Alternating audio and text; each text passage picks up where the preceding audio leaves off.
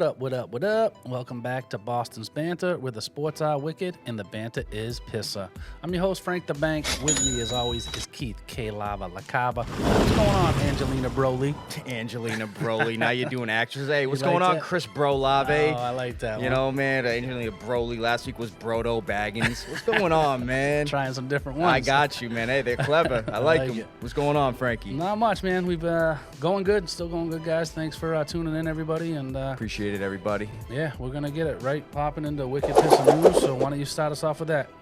So, Wicked Pissah News, we're going to start off with some MLB news. And the Chicago White Sox, Frank. I mean, I know the Red Sox, they're not looking too good right now. But, I mean, the White Sox, nobody's looking worse than them. And I want you to break that down for me. It's been crazy.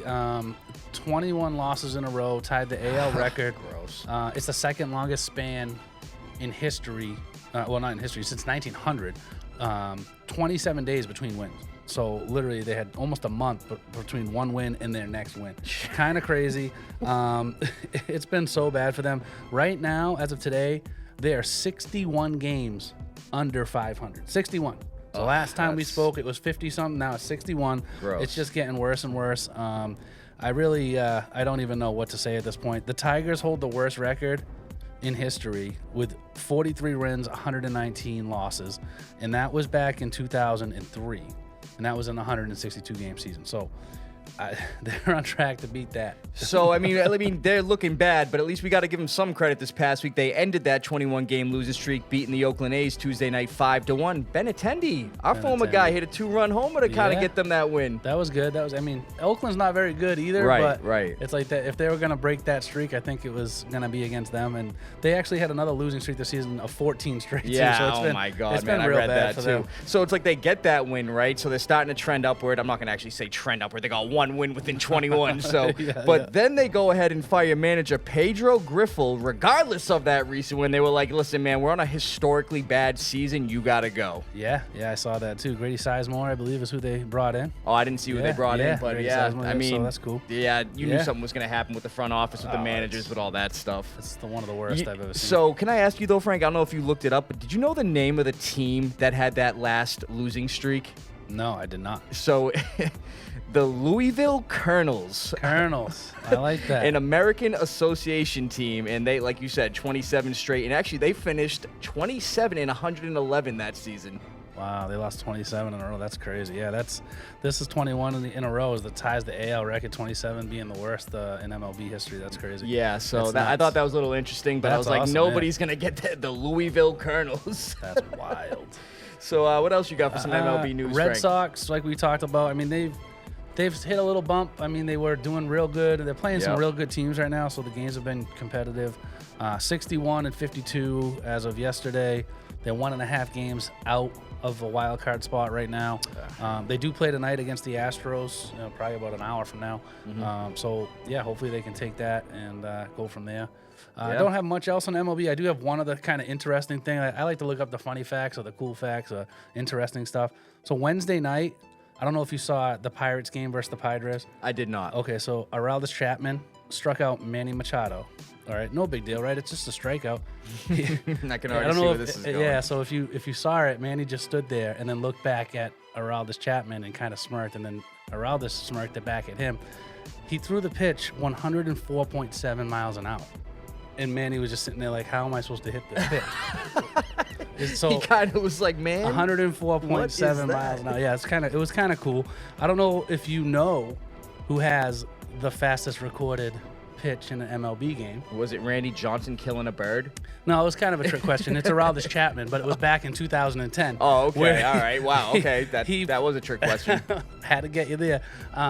He was on the Reds then, and oddly enough, it was against the Padres again, and he pitched a pitch 105.8 miles an hour in a game recorded. So since they started tracking how fast people were pitching, that was the fastest pitch track. Well, so I far. mean, wow. I that mean, I don't crazy? even think Henry, what was that kid's name from that movie, Rookie of the Year? Henry yeah. Rowan Gardner? I don't even think he pitched that fast, oh my man. goodness, yeah. So why don't we jump right into the NBA? What do you got? There's not much this week. No, not much for the NBA, but a very notable former NBA player, I should say, Charles Barkley. Now, back in June during the NBA Finals, he made a statement that he was going to be retiring from the media, even after signing a 10-year agreement with TNT Sports.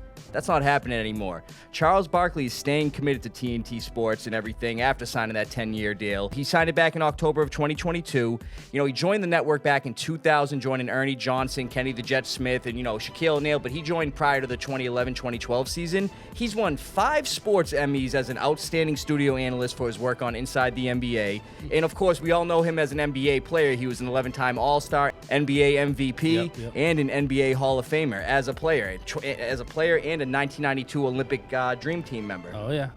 He's got a pretty sick golf swing, too. Yeah, no, I mean, I haven't seen it. Yeah, but yeah, he's back, so I'm sure Ernie Johnson, Kenny the Jet Smith, and I'm sure Shaq's happy, even though he might not show it. Yeah, I mean, TNT lost the rights to the NBA this year. They did. Yeah, so that was one of the reasons why he thought about retiring, I think, but they're still going to do the Inside the NBA, I think, and do, obviously analysis on it. So I'm glad he's staying. He's funny to watch. I like when him and Shaq go back and forth. Kind of hilarious. I love it when Shaq called me. He's like, "Yeah, people question why you in the NBA Hall of Fame. You a bum."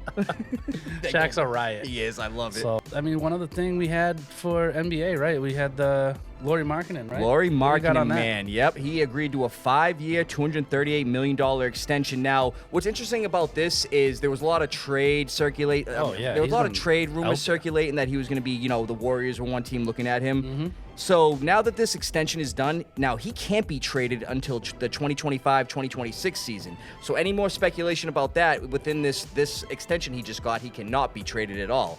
So last year, he was an all-star player, and he was actually the NBA's most improved player, Frank. Yeah, he was great, and the year before that, he was really good too. I mean, he hit 23.2 a game last year, points per game, 8.2 rebounds. Yep. I know the Jazz didn't do what they wanted, but I mean, he's a good piece for them. I mean, absolutely, that was a great signing by them. Absolutely. So he was the 7th overall pick to the Timberwolves, who then traded him to the Bulls back in 2017. Kind of got off to a slow start, but now he's showing his worth. I mean, he's 7-footer, shooting 48%, and the numbers he had last year, rightfully so. Yeah, he's good. He's absolutely, real good. Absolutely. So talking NBA, we're gonna move over to Team USA men's basketball. Not close, sure. Close game the other my day, gosh, man. I don't know if you watched the game. It was crazy. Serbia was, we were a heavy favorite in that game, and Serbia gave us a run for our money. Honestly, it was crazy. We were down 17 points at one point. We were down 13 or 14 going into the fourth. Steph Curry really saved the 36 points, man. He went crazy. And you got to remember, it's 36 points, but they play less minutes. It's only a 40-minute game, so versus 48. So for him to have 36, it was crazy. He shot 9 of 14 from downtown. He was he really saved the day. So it was good. It was 13. Yeah, they were down 13 to start the fourth. Right. One thing, I don't know if you know the answer to this, but he was 1 away from the Olympic team record for points in a game. Do you know who holds the record for the most points for the USA in a game in the Olympics? Is that men's basketball? Is that LeBron James?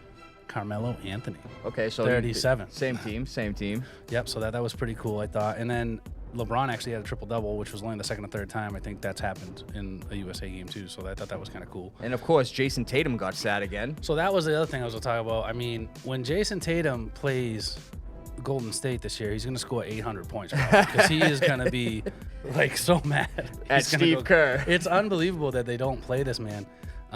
Twice against Serbia. It's been 2 different times. I mean, again, we won. I'm glad we won. We were down. Right. It was just I don't know. I don't get it. We're playing France in Wembiana, which is cool that I actually put money on France. They were actually underdogs to Germany, and they beat Germany. They got a good team, and Gershon Yabusele's been balling for them too, former Celtic. Yeah, they got some good players, and it's the host nation, so they already have that home court advantage a little bit. So good. It's going to be a good game. I mean, we should beat them. We should beat everybody, obviously. But yeah, I thought that was kind of crazy. You know what? One more thing interesting about that, Frank, is Steve Kerr. Being head coach of Team USA. Not once throughout any of these games he's had Jason Tatum, Drew Holiday, and Derek White on the floor together.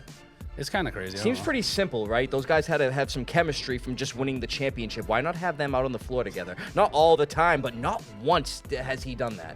And I think that's crazy. It's wild. I put a post out on our Facebook page the other day, and I was like, "Free Tatum, let Tatum play." Seriously, dude. His mother was saying the same stuff. She was ripping into Steve Kerr. Come on, dude. Crazy. What are you doing? Their finals tomorrow for the gold medal game, so we're hopefully get gold, but we're at least getting another medal there. The women also took care of business the last 2 games. They played Nigeria, so they're in the finals too. So this is the 8th consecutive for the women gold medal game. which is great. But going back to the game against Nigeria, so it was the quarterfinals. I was looking at the bets on FanDuel, and I don't know if you took a look at this, but they were going into the game. They were minus 50,000 to win on the money line. All right. Okay.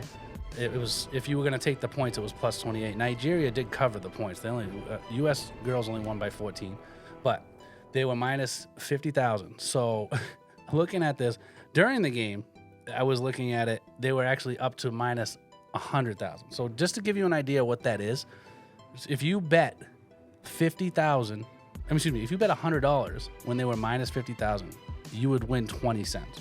Okay, so to give you an idea, when they got to minus 100,000, if you would have to bet $100,000, you would have to risk $100,000 to win $100.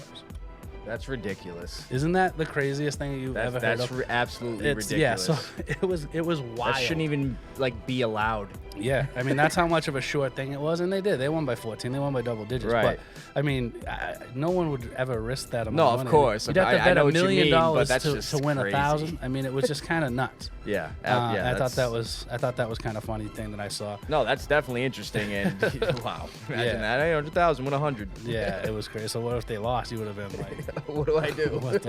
But then, so going into the medal count, U.S. and China are tied for golds, 33 each, which is great. But we have the overall total is 111 medals for us. China has 83. Great Britain has 57 total, only 14 golds. And then France, the host nation, is one behind Great Britain with 56 total. So we're well ahead of everybody. I mean, the only one that could possibly even catch us is China, but we're already guaranteed 2 more medals just from the basketball wherever they finish, either gold or silver. So I mean, I don't think we're getting caught either way. No, yeah. Hey, like I said, USA, let's go, baby. Some applause. Let's go. They're doing great. So yeah, why don't we move on to NFL stuff? What do you got for me for the NFL news? So NFL training camp, Frank, it's going to be filled with injuries, and we got a few notable ones here. We do. Yeah, so the Madden curse is in full effect, everybody. Frank, we've been talking about it. Christian McCaffrey, man. Nah, he's hurt, but he's only sitting out the preseason, guys, so I'm going to slow down on the Madden curse thing. But yes, he's dealing with a calf strain that's going to sit him out the whole preseason, which I'm not going to lie, I kind of expected him to sit out the majority of the preseason. Yeah, they shouldn't be playing him anyway, but I mean, he's had a calf strain a few times now. That's what I'm saying. You got to take it easy with that. And then his backup, Elijah Mitchell, even has a strained hamstring as well. So both their running backs. So the young guys are going to be getting some work in the preseason. Yeah, I mean, Elijah Mitchell seems like he gets hurt a lot too. He does, unfortunately. And before CMC got there, he was their starter. He was starting to show some flashes before he got hurt. Yep. So, they're dealing with that over there in San Fran. We'll move over to Indianapolis, where wide receiver Josh Downs, he's a rookie last year, had a good season, 68 receptions, 771 yards, and 2 touchdowns. I know Frank likes to hit me with the wah, wah, wah on that one, but he still did some good things for their offense. He's going to be out 4 to 6 weeks with a high ankle sprain. So, fantasy football coming up, I'd take a look at Alec Pierce and Adonai Mitchell to definitely, their stock's going to be rising due to this injury. For sure, absolutely. And then in Atlanta, one of their newly acquired wide receivers, Rondale Moore from the Cardinals. Now, he's got a serious injury. They don't know the extent of it, but it's a knee injury, and he's going to be out for the season. Yeah, I heard that. They just acquired him from Arizona for quarterback Desmond Ridder. He was looking to be a part of a whole new look offense with Kirk Cousins, Drake London's still there. They got Darnell Mooney and Kyle Pitts. So unfortunately, this is the final year of his rookie contract, Frank. So now with him dealing with this injury, it's like, he was looking to get a good payday being with Atlanta now. Yeah. So him being hurt, that debut with Atlanta is going to have to wait till next season. That's tough, yeah. So that's unfortunate. Puka Nacua, too, I heard, was week to week with a knee injury. So that's something to monitor and watch, too. I'm sure they're going to take it easy with him and absolutely. Cooper Kupp in the preseason, but that was something else I saw. So from players getting hurt in training camp to Jalen Hurts in training camp. Yeah. I guess this guy has been looking phenomenal in camp, Frank. Now, when I say this, the word phenomenal, it's because he has not thrown a single interception in camp. Wow. 9 straight practices, not one pick. And unofficially, I guess that's an Eagles camp record I was reading. That's cool. So go back to last year where he had 15 interceptions, 6 fumbles, and they finished the season 11-6. They lost in the wild card to the Buccaneers, 32-9. Yep. Baker Mayfield significantly outplayed Jalen Hurts. A lot of turnovers last season. I feel like now in this practice, seeing him not turn the ball over at all, he's trying to make a statement like, hey, I know I've had a lot of turnovers in my career, interceptions and fumbles especially. Yeah. I think he's trying to, turn over a new leaf. And I like Jalen Hurts. I do too. I had him. He was my quarterback in your league last year. He's a great player. And he's a good leader too. Right. He's been in the league 4 years, Frank, but he's already got 21 career fumbles. I mean, that's yeah. He runs a lot too, though. He does. I mean, think about how many touchdowns he's got rushing too. So it's like, insane amount. I'm pretty sure last year he had 15 rushing touchdowns last year. That's what I mean. So I mean that you're gonna get that for sure. Right. Working on less turnovers. So I mean, if that's what he's working on, man, I'll draft him again in your league. We'll see what happens. Yeah, no, he's gonna be a top quarterback for fantasy for sure. Absolutely. So from current Eagles quarterback to a former one, Nick Foles is retiring, everybody. Now, before we get into his biggest accomplishment, we all know what it is. That's what I'm giving Nick Foles. Thank you, Frank. I appreciate that. So this guy had a very strange career, Frank. Minus winning the Super Bowl. We don't got to get into that just yet. Boo. Strangest career in NFL history. So he played for 6 different teams, the Eagles twice. Yep. Now, he's won 10 regular season games in his last 7 NFL seasons. He threw as many touchdowns in one game in 2013 as he threw in 8 entire seasons, Frank, and that was 7. So weird. He came in for Carson Wentz in Week 14 of the 2017 season. After Carson Wentz tore his ACL, he goes on to lead the Eagles to the Super Bowl. Unfortunately, outplays Tom Brady, wins the Super Bowl, blah, blah, blah. We don't need to get into that. Yeah, so then after, another year with the Eagles after that, he signs a lucrative 4-year, $88 million contract with the Jaguars. Now, why this is strange is the man only played in 4 games for Jacksonville, and he had an 0-4 record. So, okay, let's keep going. Foles finishes with an 29-29 record overall. 14,227 pass yards, 82 touchdowns, 47 interceptions, and I hate to say it, a legacy that will always be Philly special. The Philly special was a cool play. I'll give him that. That's what I'm saying. I had to throw that in there. I mean, in that same Super Bowl, it was funny. We saw Tom Brady drop a pass, and I remember seeing Nick Foles catch that. I was just so defeated, man. Seeing him score. The quarterback, the backup quarterback, scored. I mean, he was, if you look at his career, as you stated, he's a career backup, except right. for a couple of years, and then coming in and doing what he did. Good for him. I mean, he got paid from it. You know what I mean? And Brady came in for Bledsoe. Right. Look what he did, but Brady took off. You know but what I mean? We also need to Foles look. didn't do nothing like that. Well, also in that Super Bowl as well, we never bring it up, but like Malcolm Butler, why was he benched in that Super Bowl? We needed the help. I kept saying that. I think that really pissed Tom Brady off because I really think that, again, he probably broke a team rule. It is what it is. It is what it is. We don't know what it is to this day. It's like you let him out there for one kick return. Like, it was kind of strange. Special teams. Yeah, special teams. Guy who just won you a Super Bowl 2 years ago. He was our best cornerback, and it was a closer game. Like, it's like if he's out there, I feel like that changes the game, and we probably have another Super Bowl. Yeah, nothing against Eric Rowe, but he wasn't doing good cover in that game. I got some other NFL stuff. A lot of fights at training camp. Oh, I don't know. It usually happens, but I feel like not this early on. There's been some fights. DK, man, be out there swinging. So I have DK here swinging a helmet at a teammate, and all I could think about is when Myles Garrett ripped that helmet off of Mason Rudolph and almost cracked this boy's head. Luckily, it hit him like in the shoulder pad before. This guy would have been unconscious, would have split his head. Like, literally. He probably would have been expelled from the NFL if he connected. He had a fine and a big suspension, and that's like going to be part of his legacy. Oh, but I remember having a meme out there where it was like Mason Rudolph with his helmet off and like an indented head. His head was indented. Yeah. It was so crazy, but I'm like, this kid would have had his head cracked. Did you see Malik Neighbors fighting the whole That was the other one. So defense? I got Malik Neighbors, and then the same day or the next day, Daniel Jones was getting involved with. There was a fight between the linemen. Daniel Jones. Yeah, believe it or not. So a lineman pushed like one of the Giants linemen. So on Detroit, pushed down one of their line and got in the lineman's face. And then here comes Daniel Jones, pushes the guy from behind. And then everyone's like, oh, back up, because you can't touch anybody with a red jersey.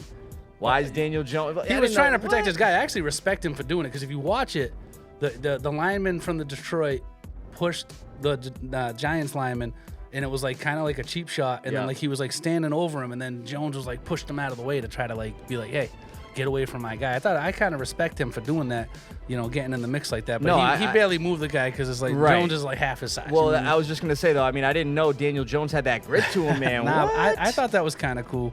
that he did that. So, yeah, I mean, that's really kind of the only 3 or 4 that we talked about that I saw, but it was kind of. Yeah, it's hot out there, man. They're getting irritable. I get it, man. They're going to be fighting. It is what it is. It's football. Yeah, for sure. Absolutely. Well, speaking of football, we had Patriots football last night, so let's get right into Foxborough Focus. So Foxborough Focus, there was a game last night, as Frank said, but before we get into that, we've already got a cut from the roster, Frank. I saw Notable that too. name, too. Just a few hours ago, Juju Smith-Schuster is no longer with the Patriots. So, yeah, he's gone. He signed a 3-year... bad juju. Oh, yeah. I like that. No, you could have given me No, I'm giving you a clap because I like that one. Bad jokes. So, signed a 3-year, $25.5 million deal last offseason after he was coming off a 78-reception, 933-yard, 3-touchdown Super Bowl winning season with the Chiefs. Yeah. So he was coming in to provide a spark for us after losing Jacoby Myers and everything. Veteran receiver. Yep. We've seen what he can do. We all thought it was going to work out. No, it did not work out at all. Like he just said, bad juju. 29 receptions, 260 yards, and 1 touchdown. Mind you, that 1 touchdown was on like the 1-yard line on a blown play from the defense where he basically walked in. Yeah. Man. So, unfortunately, he's gone. Moving on to another receiver that we don't or never had on our team, but we were trying to acquire this week, Brandon Ayuk. Now, I'm going to say something right now. This was a bunch of bullshit. So, on Monday night, the 49ers had a framework for trade of Ayuk with the Browns and the Patriots. Yep. They accepted both, which I'm going to be honest, I've never even seen that. A team accept a trade from 2 teams. Yeah, but it had to be up to Ayuk what he wanted to do. Right. So it was up to him to decide between the 2. So the Patriots were willing to make Brandon Ayuk one of the top 5 highest paid wide receivers in the NFL in terms of annual average salary. He was looking for $28 million a year. The Patriots were offering him north of $32 million a year, Frank. Mind you, there's only 3 other receivers in the NFL who make north of $30 million in the league. That's Justin Jefferson, A.J. Brown, and Amon-Ra St. Brown. Who are way, way, way better. 100%. So it was all down to Ayuk's decision. The deal was there from the Patriots. Elliott Wolf swung for the fences. Yeah. So on Tuesday night then, I'm thinking I'm going to wake up, I'm going to see we got Ayuk and everything. No. The news I saw was very disappointing and deflating. No pun intended. On Tuesday night, the Patriots decided to not explore any more trade options for Ayuk. The team is supposedly excited for their young receivers and their focus on them. Yeah, I saw that too, and it's I'm kind of glad. I mean, if he doesn't want to be here, don't overpay him. You're overpaying him. Right. You're making him a top 5 guy when he's rated on ESPN as like the 18th, 19th guy. 19th behind Debo. Yeah, Debo. It's like, what are you doing? Like, don't overpay somebody. He didn't want to be here. He kept dragging it out. Well, that's the thing. You know what I mean? He literally said he had no interest in playing with the Patriots due to their quarterback situation, which I get it. Obviously, it's not looking pretty for us. But if you're just looking for money anyway, you have a good quarterback in San Fran. He has verbally come out and stated that he wants the financial security for his family. That's what I mean. So you're asking for $28 million a year. We offer you north of that $4 million more, and you say no because of the quarterback situation. Mind you, too, now I guess he's dealing with San Fran again, and he's planning on staying there. This whole scenario, I'm going to say it again, was bullshit. Yeah, no, I'm glad we didn't sign him. And I was saying from the beginning, to pay him that kind of money when you could, you could get he's good. I think he's a good player. He is a good player. But he's in a great system. He's got one of the best offensive mind coaches in the NFL. Young quarterback that's trending upward. He's good. You have 2 other great options. So, he's one of the, they have 4 options. If you think of it, CMC, he's probably the 3rd or 4th read, if you think of it. Right. You got Kittle, CMC, Debo, and Ayuk. So, now they got Ricky Pearsall as well. They drafted. So I'm saying it's just, he's in a great situation if he wants to just have the targets and have the yards. He's going to get open on that team. It's just, you have to stack the box against CMC. Well, they were just in the Super Bowl too, man. So clearly he was looking at the money and he wasn't worried about being a championship contender. You should have taken the money from New England, because I'm going to tell you right now, whatever San Fran's going to offer him is not going to be anywhere close to what New England had on the table for him. He's going to be like 25, 26 million. He's going to be like 5, 6, 7 million. Ayuk the Puke. That's his new nickname for me. Yeah, I like it. What else you got for Foxborough Focus? So, like you said, Frankie, we had a game last night. The first preseason game of the season against the Carolina Panthers, where the Patriots won 17-3. So, Frank, going into this, we didn't expect, I'm going to be honest, I didn't expect to see a lot of the starters play. Saw Ramondre out there. We expect to see Jacoby, but I'll be honest, Ramondre was very surprising to me, and he started off the offensive drive with an 11-yard run right off the rip. Yeah, he did. I'm glad they didn't play him a lot. No. I think it was like a few plays, and that was it. That's the one drive. 11 yards on his only run, so I'll give him that. He was looking good. But then we look at the quarterback situation like we've always talked about with this team going into the season. Jacoby Brissett came in, and he was the starting quarterback. He played one drive where he went 0 for 3 on that drive. And I'm going to say this, on the first throw he had Tyquan Thornton wide open. Underthrew him. Like I said, I think Jacoby's an okay player, but he's not a starting quarterback. He's been a journeyman. He's filled in for injuries. He's filled in, and he's done his job. Right. He got his money, but I mean, he's never been that pedigree where he's going to go out there and light you up. Right. He just never has that. And he'll have his games where everybody's like, ooh, look at this guy, man. I like Jacoby. He's a great guy. He's a good leader. He can read the playbook. He's just not going to go out there and light you up like you need a guy to win you a game. Right. He's not the one to do it. So, he played one drive, and then, the anticipation was on Drake May, number 3 overall pick. So he came in right after Jacoby on the next offensive possession. He also played in just one drive. Yeah, it was raining, too, when they were both in there. Right, taking it easy heavily, on them. So, I mean, 2 for 3, 19 yards. Yeah, not and then bad. 3rd and 12, dumped it off to Antonio Gibson. He got the first down, so it was showing that he was doing his check downs. And I saw him kind of going through his reads. Yeah. And he did dart one down the middle of the field to Jalen Reagor. It was dropped by Reagor. It was actually a good ball. That was a good ball. He actually looked good. I thought he looked good. Again, it was raining, and he still looked like he had a strong arm, and he was making the right play. Oh, absolutely. And then right after Drake May did that one possession, we saw Zappy for a majority of the rest of the first, the second, and then going into the middle of the third. And I'm going to be honest, I wasn't impressed from what I saw from Zappy. I mean, 12 for 20, 108 yards. He fumbled as well. He did fumble. He got it back. What I didn't like was when he came in, the fans started booing him. I don't know why. I heard that. Why are we booing him? I didn't agree with that. I don't like it. He played fairly well for us. He was, Mac Jones was supposed to be the guy, the 15th overall pick, and he, ended up being a bum. Zappy outplayed him. He did, and he played better. And he had a better arm. And now we're booing him for what? I mean, he's going to be one of those guys. Again, he's going to be a backup, probably. No, that's what I'm saying. A career backup, but he's actually, a good professional guy. He comes in, doesn't turn it over too much. I mean, he did have the fumble, but I felt like when he played for us, even last night when he first came out, he was slinging it. People were clapping right away. What I noticed though, Frank, was and I'm gonna call it the Mac Jones effect. Before guys were even getting to him, he was getting rattled, man. And when he was taking those sacks, it was like he was showing no effort to try to keep the play going, and he was just going down. And I didn't like seeing that again. I mean, I saw it a lot out of him when he was starting those games for us last season. And I get it, the offensive line isn't the best, man. It's not even close to being the best. But at the same time, man, I wanted to see him start making some more plays. It is preseason.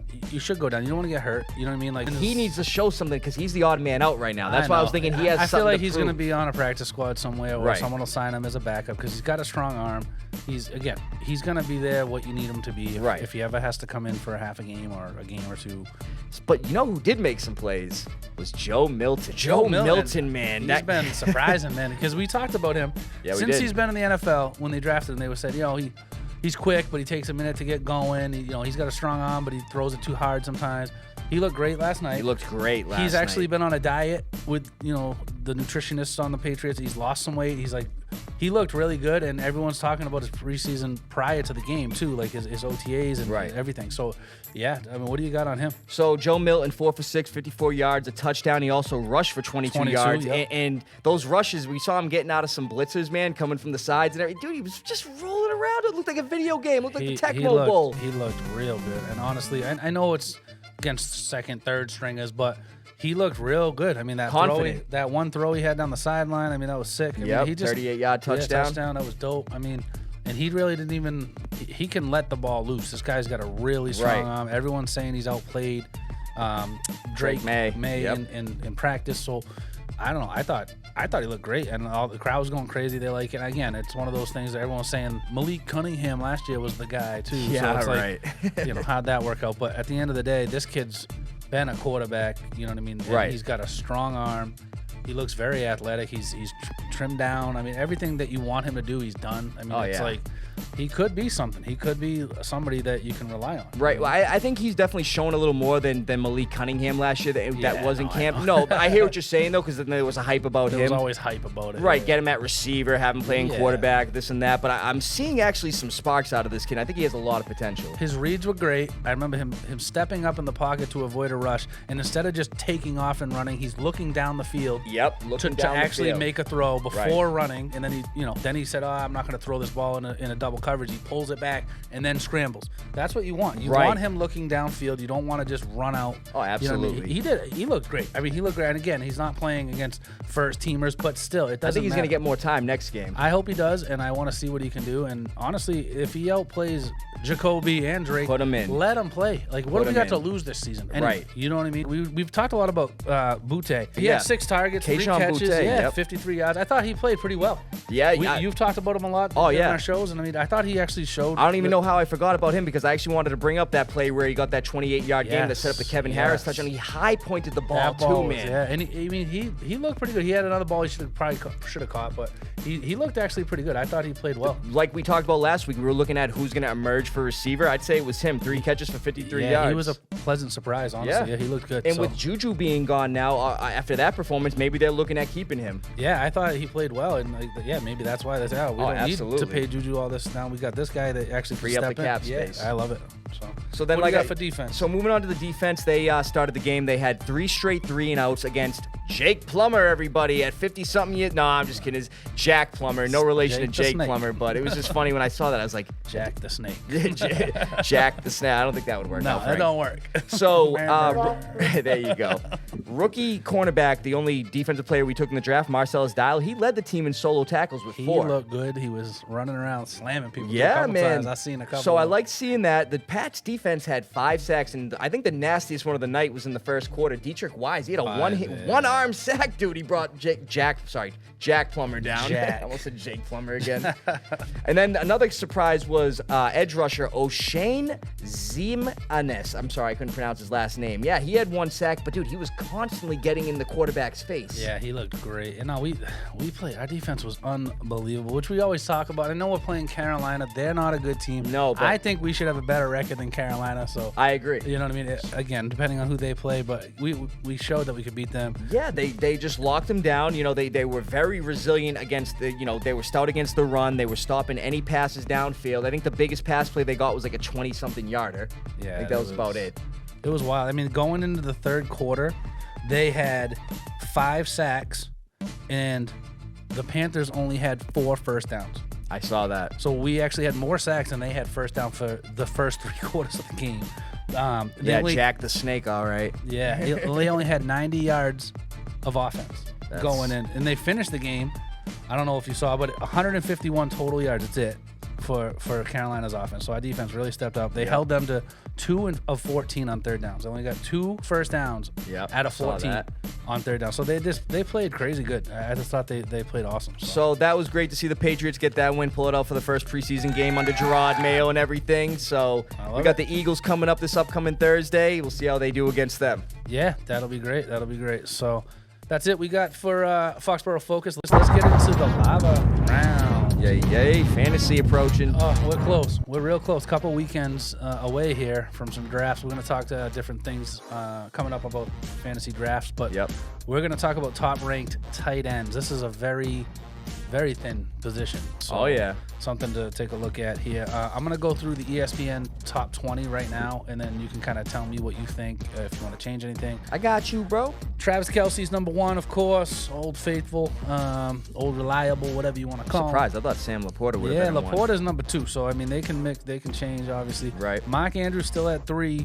Trey McBride's at 4. Evan Ingram's at 5. Dalton Kincaid's at 6. George Kittle is at 7. David Njoku is at 8. Kyle Pitts is at 9. Jake the Snake Ferguson. You like that one? I like that one. 10. So those are the top 10 guys right there. We'll do the 11 through 20 after we go through these ones. Alrighty. I mean, like with the running backs and the receivers, Frank, it looks pretty spot on. I might do a few minor tweaks, like, for example, Trey McBride at 4.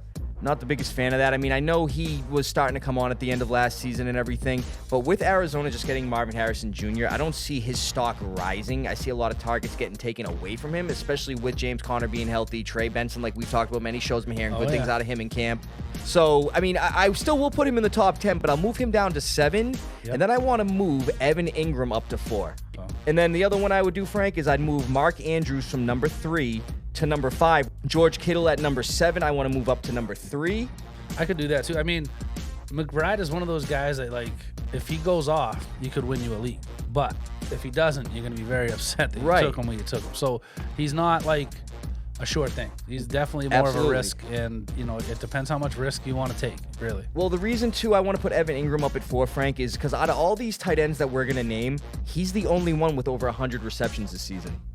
He had 114 receptions. Ingram had a lot of receptions last year. He had 114 for 963 yards and 4 touchdowns. And I had him one year in fantasy where, he was just new to Jacksonville. He was starting to come on with them, and he's been lighting it up for them, man. So I think he's rightfully should be in the 4th spot. If he stays healthy, he's going to be good. I mean, he had a ton of receptions last year. He was crazy good. Right. That's about it for the first 10. I mean, that's the I could see that too. I mean, again, these top 10 should be pretty close. I mean, there's not – when you look on – ESPN right now, it only shows you the top 25 guys. It doesn't even tell you all the starting tight ends. Right. Because that's how thin this position is this year. So, that I can see that. I mean, well, with Mark Andrews being a 3, I'm just worried about that injury he had last year. I mean, only 45 catches, 544 yards, 6 touchdowns. I mean, I know he would have had more if he didn't get injured. He's a great player. He is a great tight end, man. But now they got Derrick Henry. That's what you just took the words out of my mouth. They have Derrick Henry. They still have mobile quarterback and Lamar Jackson. Zay Flowers is still there, too. I mean, Mark is going to get his, but at the same time, number 3, I think, is a little too high for him. I think it hurts him, and I think it hurts Lamar. Well, that's also honestly with Derrick Henry, he's going to get more handoffs than they were doing. More rushes than they were doing with J.K. and Gus. I mean, 100%. You know what I mean? So I actually think it hurts both of their fantasy stocks a little.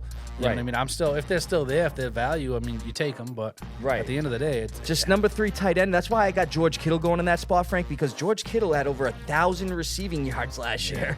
Kittle is an animal. He is. I thought Kittle was going to go higher, thinking Ayuk wasn't going to be there. But now if Ayuk re-signs, I mean, again, you got to really think about some weeks Kittle's going to go off, some weeks Ayuk, some weeks Debo. CMC's always going to get his. Right. But, that's another one of those guys. So. But again, those are just minor tweaks. I mean, for the most part, it's pretty spot on. I think the only one I really disagreed with was Trey McBride. Yeah, McBride and Mark Andrews definitely could be Those moved. are the two I would say. I definitely. I like Kincaid this year. I think he'll be good. I don't like that they have 2 pretty good tight ends, though. So, I mean, again, it could be 1 week. Dawson Knox. Yeah. Kincaid should have more than Knox, obviously, but Knox is a good tight end, and he's going to get some too. So it's that's one thing. I mean, there's a lot of hype on Kyle Pitts now that Kirk Cousins is there, and they just lost Rondell Moore. So it's like one prediction I want to make about Kyle Pitts is at the end of this season, he's going to end up being a top 5 tight end in the league. He could be. I mean, he very well could be. With Kirk, I mean, this is going to be the make or break year with Kirk. Showing that Kyle Pitts now has a stable veteran quarterback. None of these young guys that don't know what's going on and everything. That's why I think that Kyle Pitts could easily be a top 5 tight end at the end of the season. He's good. I thought Kyle Pitts was nasty at Florida. I will say he's like kind of a hybrid in that he's a little small for a blocking tight end, but he's not as quick as a wide receiver. So I feel like nobody's found a way to use him properly yet. So if Arthur Smith didn't know how to use him. No, that's what I mean. So the new coach very well could find something for him. And Kirk Cousins obviously is a gunslinger, so that's going to help. He loves to use the tight ends too. He does. So he's a gunslinger. So I like that for him too. Look what he did with T.J. Hawkinson and the Vikings, man. You know what I mean, bro? So let's go through 11 through 20. We got Dallas Goedert at 11, Brock Bowers, the rookie, at 12, T.J. Hawkinson, who you just talked about, at 13, Pat Freiermuth at 14, Dalton Schultz, 15, Cole Kmet, 16, 17 is Tyler Conklin on the Jets. 18 is Taysom Hill, which plays running back, quarterback, tight end, safety, wide receiver, safety, every position on the field. Taysom Hill plays. Right. It doesn't matter. Hunter Henry, that's my guy. Yeah. You know what I mean? 19, and then Chig Okonkwo on the Titans is at 20. What do you got on these guys? So we're gonna start with Hunter Henry at 19. I want to move him up to 17 over Tyler Conklin. I want to move Tyler Conklin. I'm moving him past Kmet. I'm putting him in front of Kmet. Well, there you go. I mean, with the Patriots, with these quarterbacks, they know that the tight end is the security blanket. At the same time, man, with the lack of depth we have at receiver, Hunter Henry is arguably our best pass-catching talent. I agree. You know what I mean? Especially in the red zone. He stays healthy, he's nasty. Right. So that's why I think he should be higher. Jacoby not going to be throwing the ball down the field. He's got an okay arm. He's not got a strong. He's going to be dumping it off to Henry. Right. So I got him going over Tyler Conklin, and then you have him going over Cole Kmet. Yeah, I mean, Cole Kmet, he's been like hyped up for years. Now they have the best wide receivers they've ever had, and now he's going to be like one of these guys. It's like, well, Keenan Allen going to get his, DJ Moore going to get his, DeAndre Swift's going to get his. Right. If Cole Kmet wasn't getting his before, how's he going to get it now? Okay. Hey, do you know what I mean? Good point. I mean, I will say last year with the 73 catches, 719 yards, 6 touchdowns, but you're right. With all those new weapons, it is going to be tough. He's been good. There's been hype, and he's been okay. You know what I mean? And that's why, again, this is a thin position.